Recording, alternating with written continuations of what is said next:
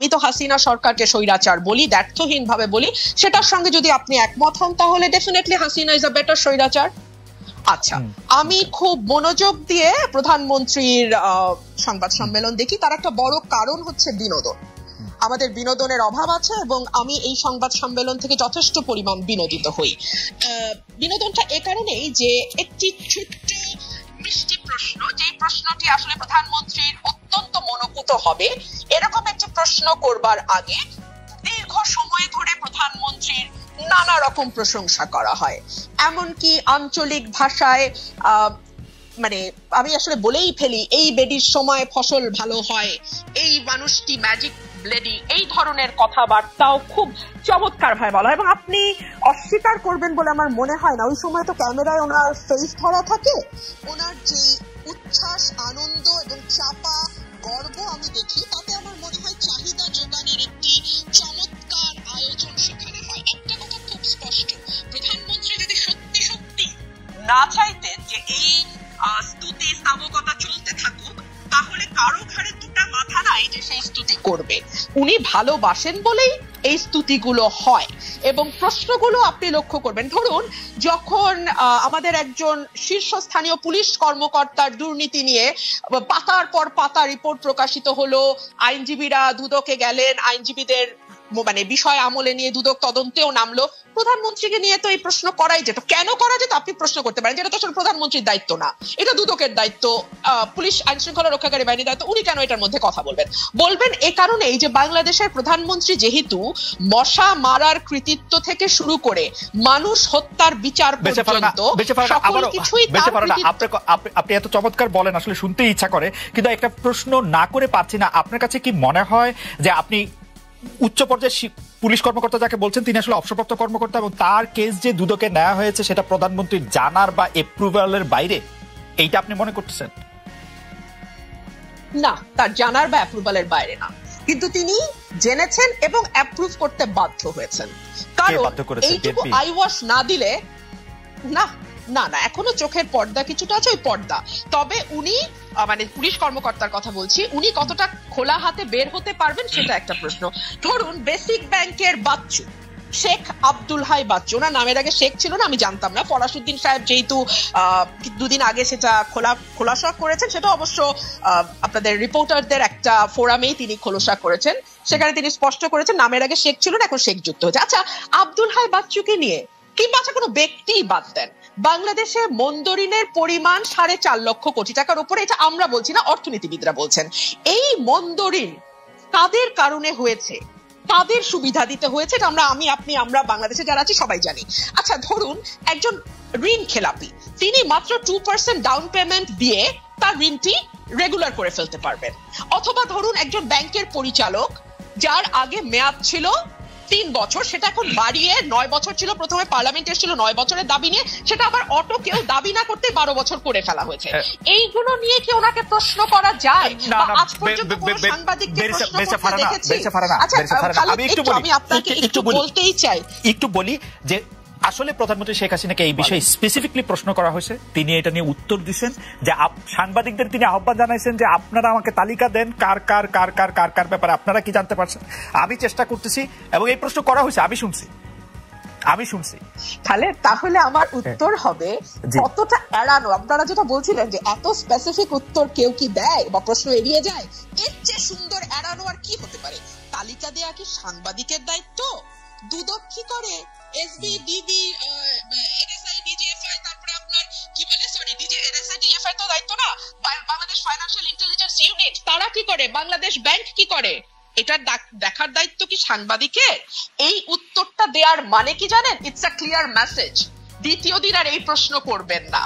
ঠিক যেমন সংসদে দাঁড়িয়ে আমি যখন বাংলাদেশের অর্থনীতির দুরবস্থা নিয়ে এবং টাকা পাচার নিয়ে কথা বলেছিলাম, তখন বাংলাদেশের সাবেক অর্থমন্ত্রী আহম মোস্তফা কামাল বলেছিল, আপনারা কি করেন বিরোধী দল, আপনারা তালিকা দিতে পারেন না, বিরোধী দলের তালিকা দেওয়া কি বিরোধী দলের কাজ?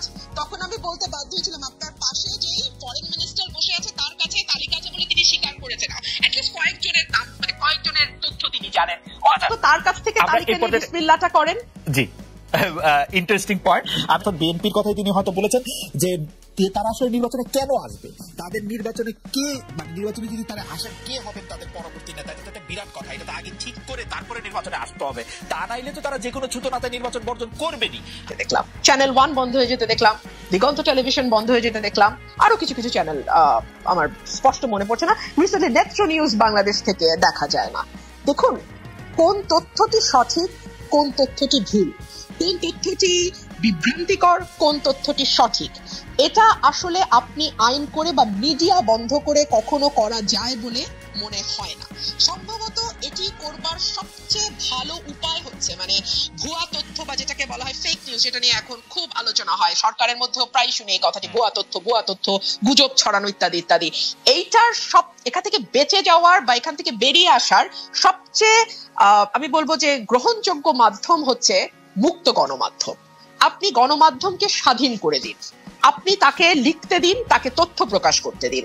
দেখুন প্রধানমন্ত্রীর প্রেস কনফারেন্স নিয়ে আজকে আলোচনা শুরু হয়েছিল, একটা ভেরি কমফর্ট জোনে বসে যেই মানুষগুলো আপনার সামনে হাসি হাসি মুখ করে বসে, প্রথম সারি, দ্বিতীয় সারি, তৃতীয় সারি, এর পরের সারি, প্রতিটি মুখের মধ্যেই তার বক্তব্য লেখা আছে। সেই লেখাটা আপনি আমি যেমন পড়তে পারি, প্রধানমন্ত্রীও পড়তে পারেন। সুতরাং তিনি ভেরি কমফর্ট জোনে থেকে শুরু করেন তার যাত্রা।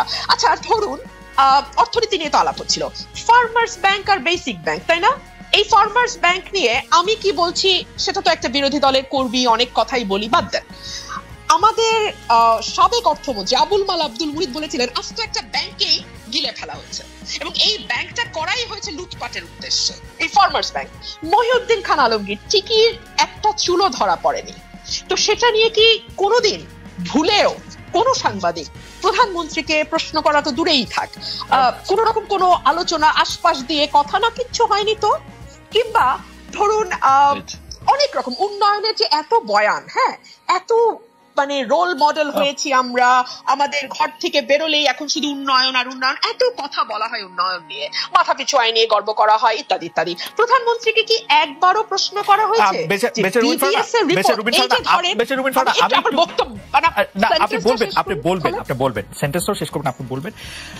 আপনি সংসদ সদস্য ছিলেন, সংসদে আপনি 4 বছর থেকেছেন, আমি দায়িত্ব নিয়ে বলছি, আমি জেনে বলছি, আপনার বক্তব্য প্রধানমন্ত্রী শেখ হাসিনা উপভোগ করেছেন।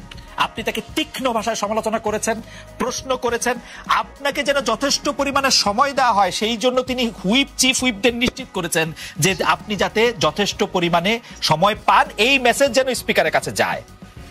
এই কারণ তিনি হচ্ছেন যে মানে ব্যাপারটা কিন্তু আপনার কথাও যে তিনি খুব মানে আপনি যেভাবে বলছিলেন যে খুব মুগ্ধ হয়ে খুব একটা ফেভারেবল পজিশনে বসে, ব্যাপারটা কিন্তু এরকম না। এবং আপনি যেই কথাগুলি বলছিলেন আমি শুধু মন্তব্যটি করে রাখি, সেই প্রশ্ন করা হয়েছে, ফার্মার্স ব্যাংক নিয়ে তাকে প্রশ্ন করা হয়েছে, মহিউদ্দিন খান আলমগীরকে নিয়ে প্রশ্ন করা হয়েছে, এই প্রশ্নগুলি তাকে করা হয়েছে আসলে।